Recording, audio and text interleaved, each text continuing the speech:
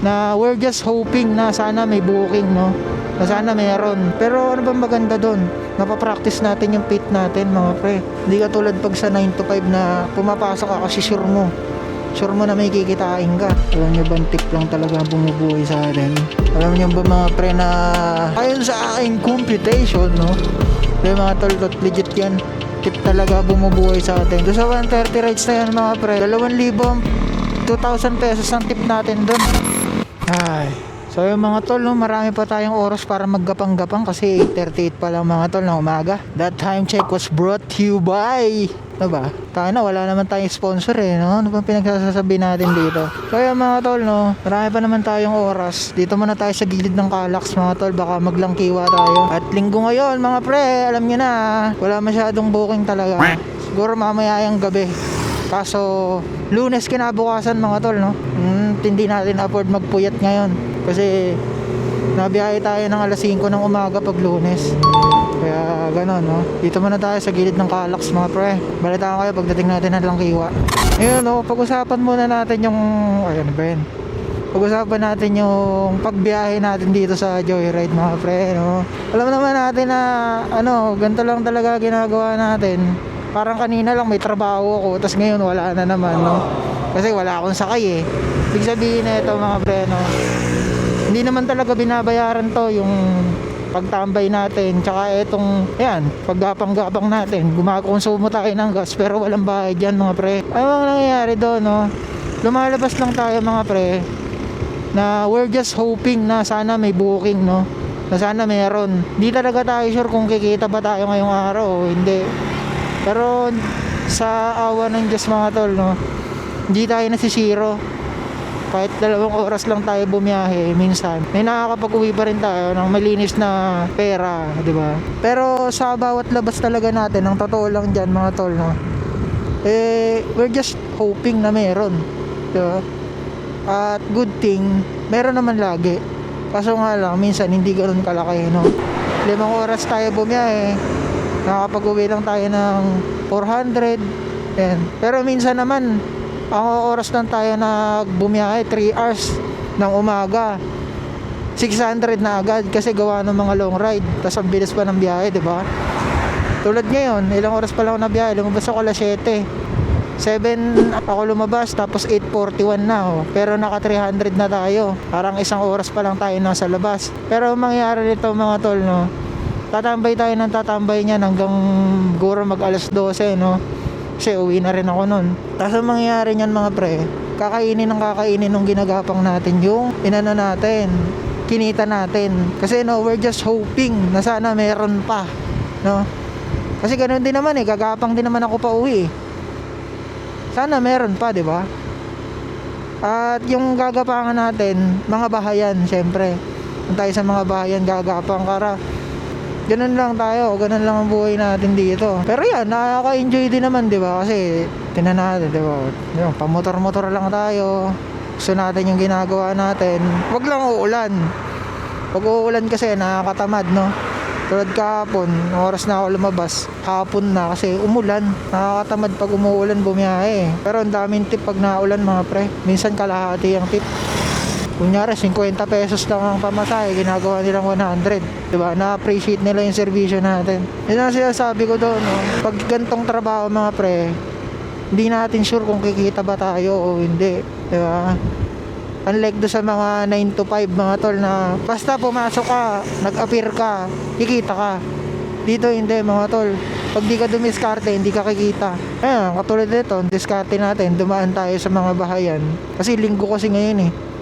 Wala, full time na tayo, nag-resign na tayo doon sa dati nating trabaho kasi hindi na rin tayo nag-grow doon, no? Di na rin natin gusto yung ginagawa natin, kaya nag-resign na tayo. Full time na natin to. Pero dati mga tol, no, pag linggo, di talaga ako nabiyahe kasi matumal. Paano yan, full time ka na, di ba? Kailangan bumiyahe. At yun doon napapasok yung magbabaka sakali lang tayo na meron, di ba? Ganun lang yun, ganun lang buhay natin. We're just hoping na meron, no? Pero ano ba maganda doon? Napapractice natin yung pit natin mga pre, na sana meron. Pananalig natin, di ba? Hindi ka tulad pag sa 9 to 5 na pumapasok ka kasi sure mo na may kikitain ka, di ba? Sure na meron kang 750. kung ano mang magkano man. Dito hindi. So, mga tol, no, kakadaldal natin, no. Nandito tayo sa Longkiwa. Ano ba to? Timbaw? Di ko din sure mga tol eh. Di man ako taga rito eh. Basta tinitingnan ko lang yung mapa kung anong pangalan ng lugar. Basta pero maraming company dito mga pre. At we're hoping na sana may mag-book. Naka-auto accept naman tayo eh. Sa mga booking dito mga tol, no, papunta laging Carmona. So yung mga tol, no, balitaan ko kayo pagka may pumasok na. So yung mga tol, no, our third booking for today's video. Medyo ano lang siya, 1 kilometer ang pick up. At yun, dininig ni Lord ang ating panalangin na sana may kasunod pa, di ba? Yun, meron nga mga pre, may nag-book naman kahit pa paano, di ba? Malapit lang siya, 60 pesos lang yung fare. And malapit lang yun, no? 2 kilometer is equals to 50 pesos mga tol sa Joyride. Ewan ko sa ibang platform, no? Joyride lang meron ako eh.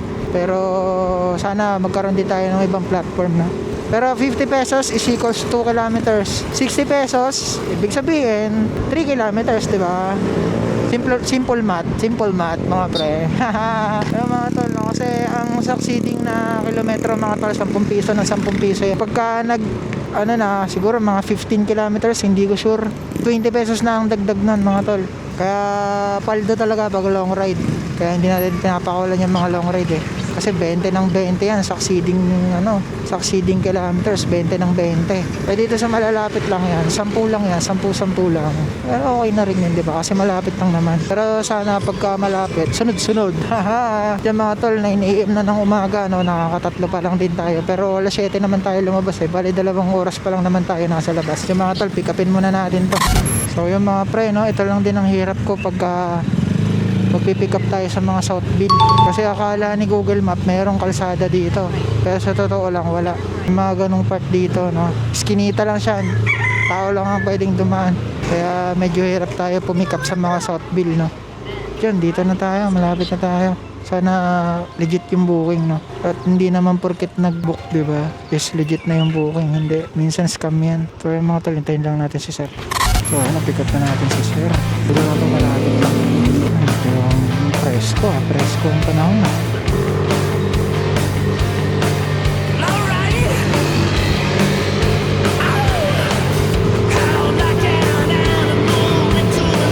So yun, nahatid na natin si sir. Tapos natin, diba, okay na din, diba, nakatatlo na tayo. Kahit pa paano, dito na rin tayo siguro tumambay. Tingnan natin kung may papasok, no. Tambay lang tayo saglit.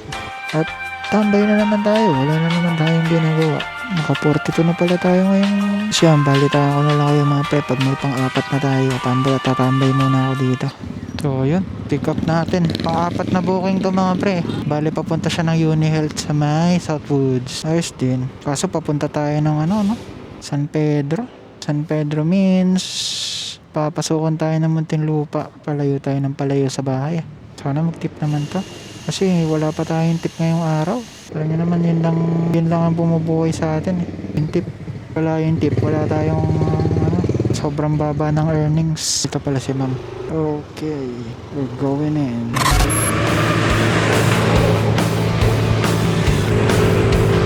Dahil sa unconventional way.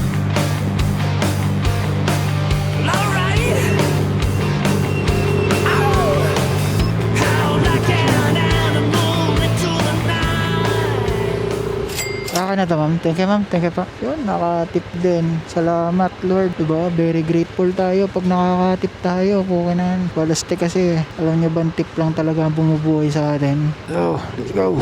Alam nyo ba mga pre na ayon sa aking computation, no, may mga toltot, legit yan, tip talaga bumubuhay sa atin. Ilang rides ako ngayon? Nasa 130 rides ako ngayon. Doon sa 130 rides na yan mga pre, 2,000 pesos ang tip natin dun. Basta pakita lang natin na good service tayo, no? Tsaka may pakita tayo sa customer. Hindi natin sila sinasakay at binababa lang, di ba? Makakaganon din tayo. Dahil kung kinukumpit yan mga pre.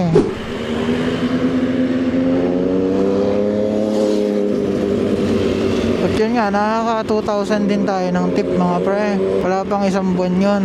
Paano ko nasabing yun ang bumubuhay sa atin? Kasi yung kinikita natin kay Joyride, kung yung tatanggalin natin yung gas tsaka yung top up mga pre. Ang natitira lang sa atin 49% mga tol. Kulang pa sa kalahati, di ba? Kasi kung magta-top up ka, kakaltasan ka ng 20%, ngayon 18% lang kasi, di ba, mahal nga ang gas. Ginawa nilang 18%, pero ano pa rin talaga, taga pa rin talaga sa gas mga tol. Mahigit 30% ang napupunta sa gas. Kaya dun lang talaga tayo bumabawi sa tip mga pre. Pag hindi tayo nakatip, talagang yun lang mauuwi natin. Sa 100, 49 pesos lang ang mauuwi natin. Kaya hirap talaga. Kasi 20% kay Joyride, nasa 31% ang napupunta sa gas mga tol. Kasi itong gapang-gapang natin na to mga tol, hindi naman bayad to eh. Itong ginagapang natin na to, ito. Kasi wala naman tayong sakay eh. Hindi naman binabayaran yan eh. Kaya ito, mag-aalas 12 na mga tol. Siyempre gagapang na ako pa uwi niyan. Kasi tapos na ako bumiyahe eh. Linggo naman kasi ngayon eh. Umaga lang ako na biyahe. Siguro yung iba may diskarte sila, di ba? Paano hindi maggapang ng gapang. Pero yun nga mga preno, halos 49% na lang ang natitira sa atin. Kaya malaking tulong yung mga tip talaga. Tip lang talaga yung nagbumubuhay sa atin. Pag walang tip, nga insimada mga pare. Hindi lang basta insimada yan pre. Insimada. Napakalaki na. Dambuhala ng insimada. Apakalaki pare. Mamaya natin kainin. Nahanap muna ako ng tatambayan ko. Umuwi na rin ako mga pre, no? Mamaya na lang ulit hapon. Linggo kasi ngayon eh. Araw naman talaga dapat ng pahinga ngayon. Lumabas lang tayo kasi naglaba na ako kagahapon. Tsaka may pumasok kasing long ride eh. Kaya napalabas talaga tayo. Bali nakaka 51 kilometers naman na tayo ngayong araw na to, no? Hanap lang tayo ng tatambayan. Ano nga naman, napakalaking insimada nito po eh. Sana di tayo paalisin. Barangay hall naman po eh. Yun, nakain na natin yung dambuhalang insimada mga pre. Tapos na. Kaya mga pre, alis na tayo. Nakain na natin yung dambuhalang insimada. Hindi naman tayo sinita, no? Barangay hall naman yan eh. Kung papaalisin naman tayo, okay lang din naman, di ba? Ayaw nila nang nakatambay. Kaya di naman tayo pinalis. Kaya good thing, no? Salamat Barangay Kanlalay sa pagpapatambay sa akin. Yung kasi tumambay dito sa may gilid na to, baka mahagip tayo eh. Kaya doon na lang tayo sa barangay hall tumambay. Mas makakain tayo ng okay doon. So yung mga tol, no? Nakakuha tayo ng pang-5 fifth booking. Bali, puntaan lang natin to si Ma'am. Tapos hatid natin siya sa Santa Rosa. Bali, yung ride na to mga tol, 88 pesos lang. Kaya okay lang din, diba? Golden City rin pala sa Binyan, no? Ayos din. Pick upin lang natin to. Quick lang naman to eh. 88 pesos lang eh. Santa Rosa, no? Buti na lang may pa Santa Rosa mga pre. Tapos diba may pabalik tayo. Malapit sa Kabuyaw. Let's go. So mga tol, dito na tayo sa may pick up location ni Ma'am. Ni Ma'am Claire. Sana legit yung booking mga pre kasi okay yung booking niya. Pauwi. Sana legit. Mga pre, hintayin lang natin si mga pre, legit yung booking kasi lumabas na si Ma'am eh. Ayan, sa bawat booking mga pre, no? Hindi naman natin sure talaga kung nandun yung customer o wrong pin ba. Kaya salamat, not legit to. Medyo matagal lang si Ma'am, no? No mga pre. Hindi natin sana mag-tip si Ma'am na. Sana mag-tip si Ma'am. Magkano ba to? 88 pesos lang. Sana gawin 100 pre. Tip na siya ng 12 pesos, no? Okay na tayo dun. Paldo na yun para sa atin. Hindi na siya. Sakay na natin. Ayun, nasuot na ni Ma'am yung helmet. Ayan. Ano pa? Goods mga tol, na pick up na natin si Ma'am. Ayan, punta na lang tayo sa drop off. Let's go! Ayan mga tol, dito tayo sa highway.